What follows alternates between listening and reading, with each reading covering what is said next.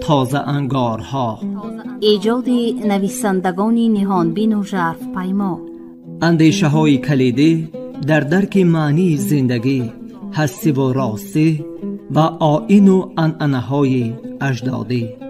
تازه انگارها، ظهور آفریده های نوین و بهین ادیبان فلک سیر از رادیوی فرهنگ.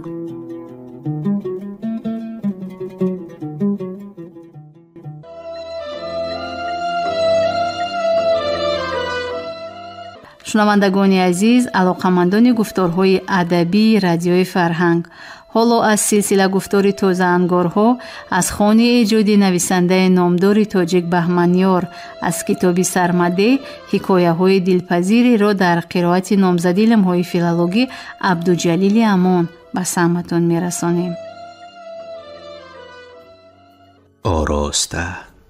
دروازه را میرشادی کشاد و 1 هفته پس داراشا پیش خود میگفت که الها اصلا نمی کشاد تا دختر او بیرون نمی آمد و این شرمندگی را با خود نمی آورد. این همان روزی بود که خالدار چلدروغ حرف گفت که چون بسیار گفته های دیگرش ضرب المثل شد، زیرا دهانی آراسته آن روز چون کره سفالپزی داراشا تفسیده بود.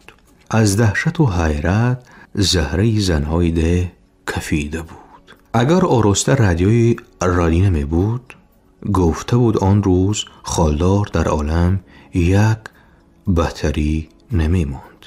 تازه رادیوی رادینه را به ده آورده بودند. 3 بطری به قبل خالدار 1 پودی با خود داشت. رادیو نبود، معجزه 8م عالم بود. این بعد رنگابرنگ شد و چون چمچه و کرسانه های بابای گیاه و کوزه و طبقای داراشا به قدر شد. شوخی نبود که آن ایام گاوی یزدانی آرزو را در پشت گرگا خوردند و غضبان با تبر به ترکی سری رادی نزد که حرامزاده به ایمان از 7 اقلیم و 18,000 عالم خبر داری و حرف میزنی. گاو را در پشت خانه گرگا خوردند و رفتند وانمود داری گویا به خبری. آراسته سخن را اول چون عروس آراسته بود. این بعد قصهش به ربط و ناپایوسته شد.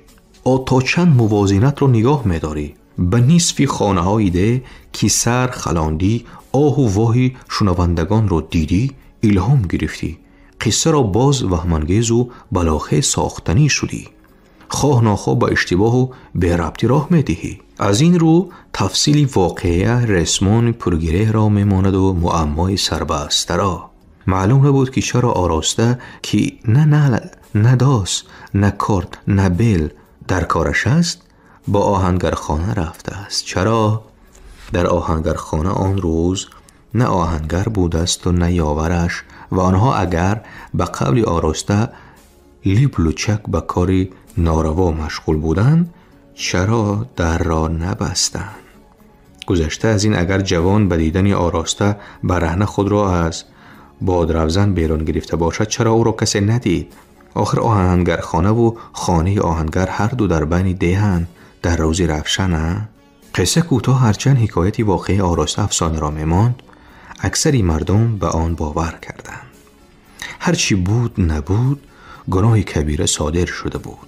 اگر 2 تنی خونگرم کارخانه را خلوت یافته باشند، لیبلوچک شده باشند، غیر از گناه کبیره دیگر کار نمی کنند. پرده ای چشم دخترهای اون ایام هنوز ندریده بود. این حالا دست به دست گشتن و فوچ و موچ کردن جوانها باعثی هنگامه نمی گردد. این حالا قصری اخلاق و ناموس فرو ریختن دارد. یا به قول شیرک خال به هر جای نگری نشانی آخر زمان را می بینی. آن ایامی موردی نظر پایی شرم و ناموس استوار بود. بابا ماهپاره دختری داراشا دیگر از خانه بیرون نمی آمد. در خانه هم گاه زیری مشت و لگدی پدر بود و گاه گیسوی درازش در چنگ مادر. ده شهر نیست که 1 گوشهش را آب ببرد و گوشه دیگرش به خبر ماند. اینجا اگر در گذری پایان یزدانی مله عطسه بزند، در گذری بالا شیرکی خال سلامت باش میگوید. هرچند زیر لب زاغی بدمور افزاید هم.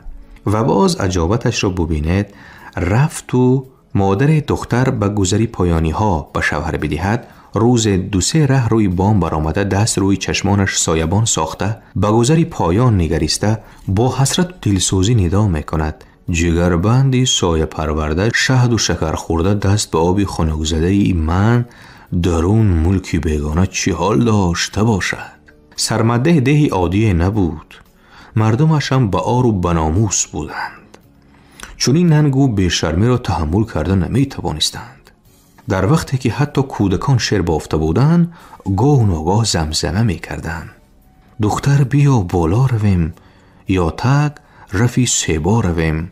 دختر شنید و خنده کرد، آراسته کار را گنده کرد. کی به کی مشورت کرد، کی از چی نتیجه گرفت، کسی نمی دانست. اما همه می دانستند که حل و فصل شده که ماه پاره باید ده را ترک گوید، دیگر در این پاکبون پیدا نگردد، وگرنه با او کاری خواهند کرد که از زمان حضرت آدم و بیبی معظم حوا به زناکاران میکنند خرنبار. یعنی موش را میبرند، به خری لنگ میشینانند، برویش سیاهی دیگ میمالند و از ده میرانند. این گاوسود عملی میشد یا نه خدا نداند، بندش نمیدانست. اگر عملی هم نشود، ماهپاره در ده بماند، گمان بود بیچاره دیگر روزی خوش روی شوی ببیند.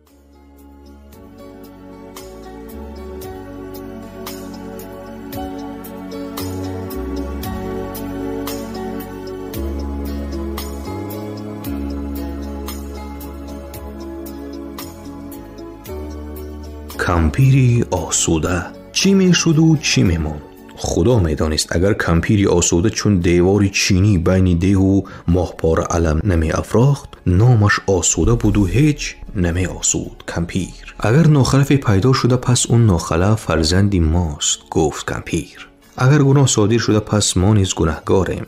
فرزندی ده کروده او نیست که بوری و پرتایی. بعد خاطر جمع بگردی که از یک عضوی بیهوده خلاص شده. فرزندی ده یک عضوی حساس و نازکی آن است. هرچند گرفتاری مرض است، نمیتوان از بحرش بگذشت. هنری طبابت نداری، دردش را مافزا، بریشش نمک مپاش. آخر او اسفندیاری روین تن نیست که پیکانی 10 روز زبان زهر کارگر نآید. کم کسانی بودند در ده که به این فلسفی پیرزن سرفهم روند. اما این نکته یقین بود که اگر کمپیری آسوده برغم چیز قد علم نماید، از پیامدی آن اندیشه باید کرد. آسودگی در دین کمپیری آسوده کفر بود. اول آراسته را بازپرسی کرد. از گمانه هایی در راهی ماهپاره کنده او تخمین زد که زنک یا سنگ زیری بغل دارد یا عموما هنگامه به پا کردن غیر از خود همه را زیش جلوه دادن را خوش دارد. و کمپیری آسوده نزدی ماهپاره آمد. دختری رنگ پریده و از گیری چشمایش سرخ و ورمیده را دید. دختر را نیز بازپرسی نمود و به خلاصه آمد که این دختر غیر از گناه نکردن دیگر گناهی ندارد. کمپیری آسوده پیش خود قول داد که بیگناهی این دختر را پیش عالمیان اثبات خواهد کرد. هرچند برای این ماهپاره چون سیاووش از بین آتش گذراندن لازم آید هم. امتحانی که کمپیری آسوده برای ماهپاره انتخاب کرد، از امتحان سیاووش نیز وهم‌انگیز بود. به قول پیرزن این سنجش را جدی 4 ملا بخارزاده برای یک دختری چون ماهپاره به دام تهمت افتاده انتخاب کرده، جان آن بیچاره را خریده بودند. خلاصه جزای اهل ده ماهپاره را حکم کرده در قیاس جزای کمپیری آسوده سهل و سبک میتافت. اما کمپیری آسوده در تصمیمی گرفتهش آن قدر استوار بود که گویی چنار نزدی هاته شیرکی خال در مقام خود این قدر استوار نبود.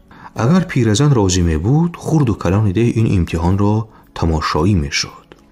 اما کمپیر آسوده به انتخاب 7 زن معتبر بر علاوه آراسته همچون شاهد و مدعی اکتفا کرد و بس. روز و ساعت امتحان را نیز به کسی نگفت تا از خیرگان و هنگام جویان در امان باشد. و یک روز که همه به مشغوله همه روزی خود اندرمان بودند، هنوز وقت و ساعتی فراغت و غیبت نرسیده بود، 9 زن مخفی از ده بیرون شدند. ساعت که پس ماهپاره با لباسای مردانه از پی آنها برا افتاد. چون به چمنزاری گلبسران رسیدند، کمپیری آسوده 7 زن رو در 7 پیرهه نگهبان ماند. در جایهای ماند که هم از چشم غیر سنجشگاه را پاسدار بودند و هم ماهپاره را مشاهید. این مدت ماهپاره لباسهای خود را از خورجینی که با خود داشت بیرون آورده پوشیده بود. در چمنزار 40 شان زنبوری عسل مال حلال معلم آذر گذاشته شده بود. در هر شان 40 عائله میزیست و مهنت که شماره شان را حتی خودی معلم نمیدانست. هر عائله در اطاعت مادرشاه بود و شان دسته دربان و شانبان و مرزبان داشت. دسته پیک و قایده ها و عسکرها نیز بودند. طبیعی است که دسته عظیمترین این دسته کارگران بود. دربانها هر یک زنبور را تفتیش میکردند. اگر بیگانه باشد دور می انداختند. اگر تنبل و بیکار خواجه باشد به شان راه نمی دادند. مرزبانها چمنزارهای کشف کرده شان را هوشیارانه نگهبان بودند تا دسته بیگانه وارد نگردد.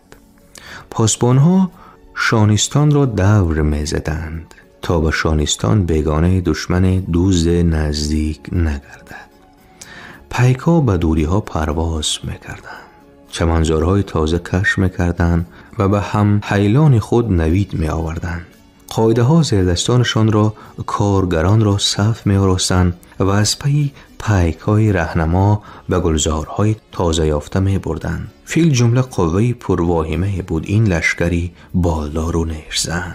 40 شان زنبور را به شکل نیم چنبر معلم آذر در چمنزار گلبریستان گذاشته بود. دور انگوبین میغون داشت بهار و تیرما. کمپیر آسوده چون زنها را در پاسگاه ها گذاشت پیش آمد و ماهپاره را اشاره کرد که برفت. ماهپاره ترسان و لرزان گام برداشت.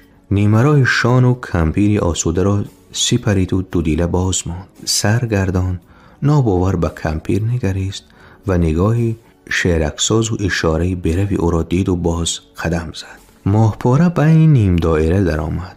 نخست رویمال را از سر گرفت و دور انداخت. پس آن هرچی در تن داشت یکی پی دیگر از تن بدر می آورد و پرتاب می کرد تا در تنش غیر از پیراهن ماما هوا چیز نماند. ماهپاره انگار گلی پرنکته بود که زنبورها گردی سر و پیکرش بال می زدن.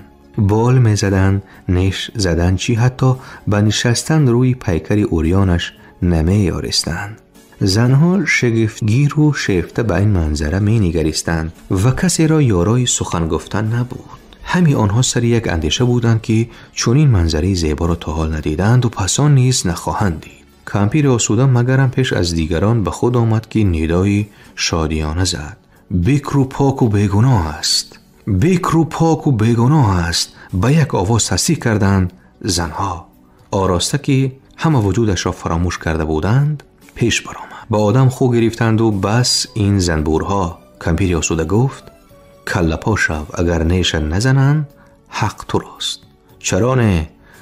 دستا را در میان کمان ساخته گفت آراسته و از دیدگاه خود پایان آمد. چست و بیباک به جانب شانها رفت، اما به نیم دایره نرسیده گردی سرش دستک زد و فیغان عقیب گشت. انبوهی ابری آسمان زنبور دنبالگیرش شد. آراسته جان تلواسه می تاخت و فریاد دلخراشش در کوه و پشت عکس صدا.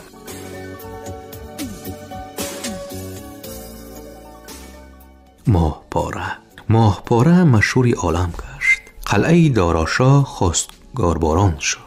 در ده و همسایه دهان طلبگاران پیدا شدند. آهنگر نیز خواستگار فرستاد یا لقبی لاهی کوریستان بدلی کوزگر اثری بد گذاشته یا این هنگامه و روسیایی با کمک کمپیری آسوده رفع شده سبب بود که داراشاه خواستگارهای میرشادی را از دم دروازه باز گرداند. به کل میدیم، به کور میدیم، به شل میدیم، اما به این خرینر من دختر نمیدیم.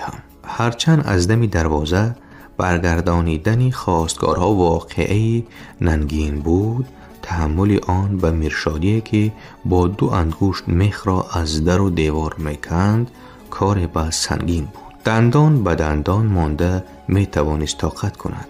آخر مال کس است، نه مال اوست، اما او را، پسری پیرشادی بزرگ را، خرینر خواندن کدام یک گیل کارک این را وی برداشته نمیتوانست. آستین برزد فراورد و خواستگارها را که پهلوی او روی سیفه نشستنی بودند باز داشت به خانه برادرش فرستاد.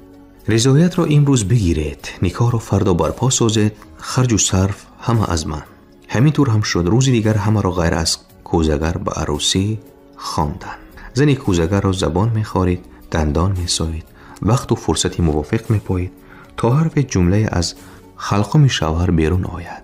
زن ترکت تیکه تیکه شود، هیولا گردد، بعد جمع آید، به سر شوهر فرو ریزد و هرچی در دل جمع شده به او بگوید. اما گویا شوهر آب در دهان داشت، کلام نمی گفت.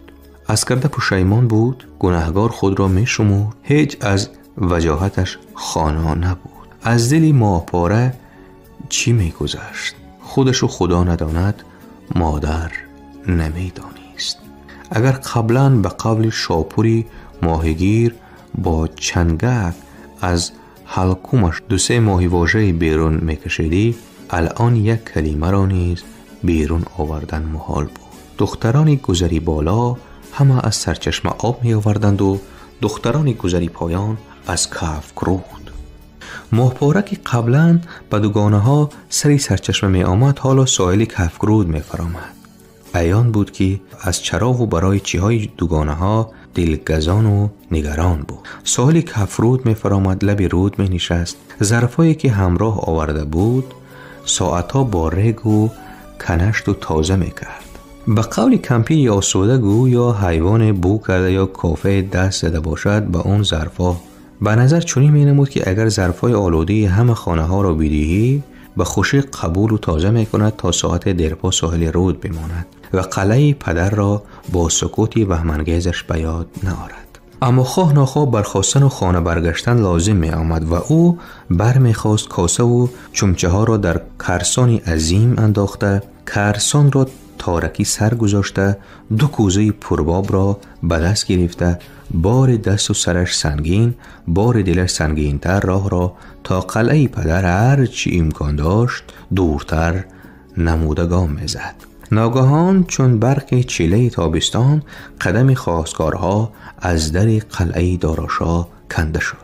شاید داراشاه با ترکیدن نزد رسیدن زنش را پی برده بود، یا شاید از کردار خود روزهای اخیر سخت پشیمان بود که جواب خواستگارها را به اختیار مادر و دختر واگذاشته بود. چون 2-3 ره از دوری نزدیک خواستگار آمدند و ناامید برگشتند، آراسته صدا انداخت که اگر ماهی به عیب می بود دامن یکی را می گرفت و می رفت.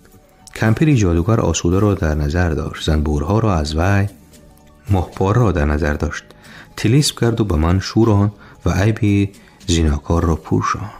بعضی مردم گویا محض برای آن به عالم روشن می آیند که آن را برای دیگران تیره سازند. آراسته از زمین طایفه بود، سیاه جامه و سیاه نامه. آراسته در کناری پایان ده میزیست و ماهپاره در کناری بالای ده. خیش نبود که گویی میراث پدر میخواهد، همسایه نبود که گویی همسایه دیگر میخواهد، دوشیزه ناخواسته نبود که گویی تابی حریفی غیر ندارد. شاید مقتضای طبیعتش این بود.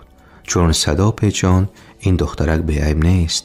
پای خواستگارا از دری خانه داراشاه می بخشد. قلعه داراشاه کنده شد. 1 سال، 2 سال، 5 سال، تا آن وقتی که پسری آواره امکی سردار بده برگشت و اول شرشره بعد ولوله پرپا کرد. шунавандаҳои азиз, ёдрас мешавем, ки шумо ҳикоётро аз китоби сармадеҳи нависанда Баҳманёр аз силсила гуфтори тозаангорҳо дар қироати номзади илмҳои филологии Абдуҷалили Амон аз мавҷи радиои Фарҳанг шунидед. коргардон Мавҷи Гул Юсупова. поёни гуфтори 16. шоду муваффақ бошед.